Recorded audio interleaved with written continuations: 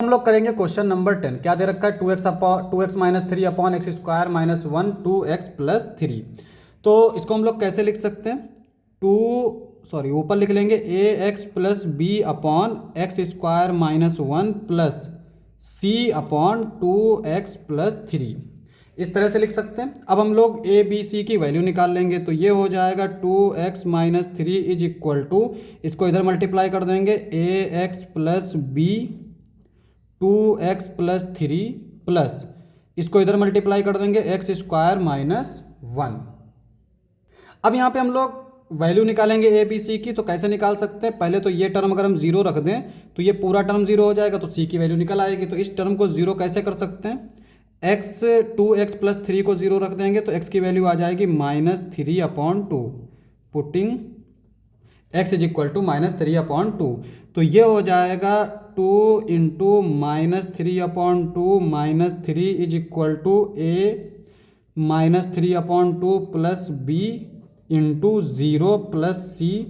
ये minus three upon two का square तो 9 अपॉन फोर माइनस वन।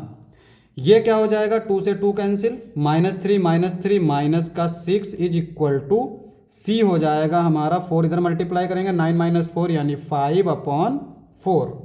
तो यहाँ से देखें तो सी की वैल्यू आ जाएगी 24 अपॉन फाइव। ये सी की वैल्यू आ गई। अब हमें सी की वैल्यू तो मिल गई, ए और बी की वैल्यू चाहिए। तो कैसे निकाल सकते हैं, देखो इस तरह से हम निकाल सकते हैं। x का कॉफिशिएंट कंपेयर कर लें। क्यों कंपेयर कर लें, क्योंकि इधर x का कॉफिशिएंट मिलेगा नहीं और यहाँ पे x का कॉफिशिएंट a और b मिल जाएगा। तो दो तरीके हैं, पहले हम लोग एक्स स्क्वायर का कॉफिशिएंट कंपेयर कर लेते हैं, क्योंकि इधर एक एक्स स्क्वायर का कॉफिशिएंट मिल जाएगा, एक एक्स स्क्वायर का कॉफिशिएंट यहाँ से मिल जाएगा। तो हमें सी की वैल्यू तो मिल ही चुकी है, तो इसका मतलब हम ए की वैल्यू फाइंड कर सकते हैं। तो comparing coefficient of x square क्या हो जाएगा, इधर वाला तो ज़ीरो है और यहाँ पे मिल जाएगा 2a और इधर मिल जाएगा c। तो बेसिकली a की वैल्यू आ जाएगी माइनस सी अपॉन टू, माइनस सी यानी ये दे रखा है तो 1 upon two into 24 upon five 12। तो a की वैल्यू आ गई 12 अपॉन फाइव। a मिल गया, c मिल गया, अब b चाहिए। तो b को हम लोग कैसे देख सकते हैं, यहाँ पर देखो a के साथ x है, तो अगर हम x का कॉफिशिएंट लेंगे तो कुछ ना कुछ तो हमें a लिखना पड़ेगा। तो हम क्या करते हैं, कांस्टेंट कंपेयर कर लेते हैं, कंपेयरिंग कांस्टेंट। तो कांस्टेंट कंपेयर करेंगे तो इधर तो हो जाएगा 3b, यहाँ से मिल जाएगा माइनस सी और इधर जो कांस्टेंट है वो है माइनस थ्री। तो 3b is equal to minus three plus c, c है हमारा माइनस 24 अपॉन फाइव। तो यहाँ से अगर हम देखें तो 3b हो जाएगा, पाँच तिहाई 15, 15 और 24 कितना हो जाएगा ये माइनस 39 अपॉन फाइव।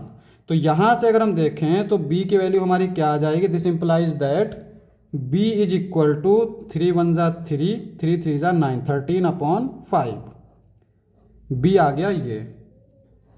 तो ये जो है ये हमारा क्या बन जाएगा, इसका ऐसे ही लिखा रहने देते हैं, इधर लगा देते हैं इंटीग्रेशन। ए की वैल्यू है हमारी 12 अपॉन फाइव एक्स और बी की वैल्यू है माइनस 13 अपॉन फाइव और अपॉन में रहेगा एक्स स्क्वायर माइनस वन और सी की वैल्यू है minus 24 upon five integration 1 upon 2x plus three D x. ठीक है। अब यहाँ पे इसको हम लोग ऐसे लिख सकते हैं, 12 upon five integration x upon x square minus one d x.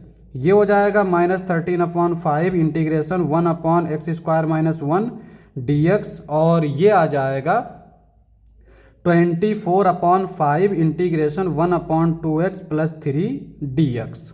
ठीक है, ये आ जाएगा। अब यहाँ पे हम लोग इसको I1 मान लेते हैं, इसको I2 मान लेते हैं और इसको I3 मान लेते हैं। तो यहाँ से अगर हम देखें तो I1 हमारा क्या आ जाएगा, बेसिकली हम इस वाले को I1 मान लेते हैं, कांस्टेंट को ऐसे लिखा रहने देते हैं, x upon x square minus one d x. तो यहाँ से अगर हम एक्स स्क्वायर माइनस वन को t पुट करें तो 2x d x is equal to d t हो जाएगा, डी एक्स आ जाएगा 1 अपॉन 2x dt।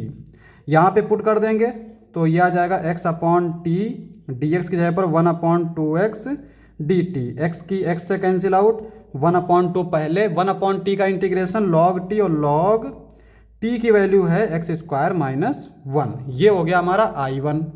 I2 जो है वो है इंटीग्रेशन 1/x² - 1 dx।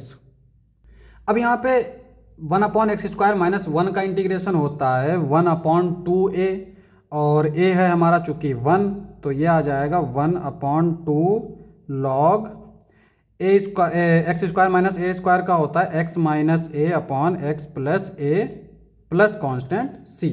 ये हो गया I2। अब I3 अगर हम देखें तो ये हो जाएगा इंटीग्रेशन 1/2x + 3 dx। इसका आएगा देखो log 2x + 3। अब x का जो कॉफिशिएंट होता है वो आता है अपॉन में, तो वो है 2। तो I1 I2 I3 मिल गया, तो इसका मतलब I जो है वो हमारा क्या हो जाएगा 12/5।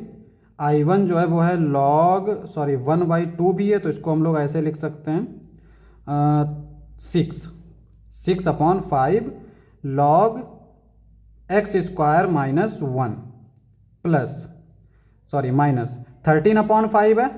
I2 में 1/2 है, तो ये आ जाएगा 13/10 log x - 1/x + 1 plus I3 जो है वो है हमारा ये, इसका मतलब 1/2 है, तो ये हो जाएगा 12/5 माइनस के साथ log 2x + 3 plus constant c। अब यहाँ पे इसको हम लोग ऐसे ही छोड़ देते हैं, यही हमारा आंसर हो जाएगा।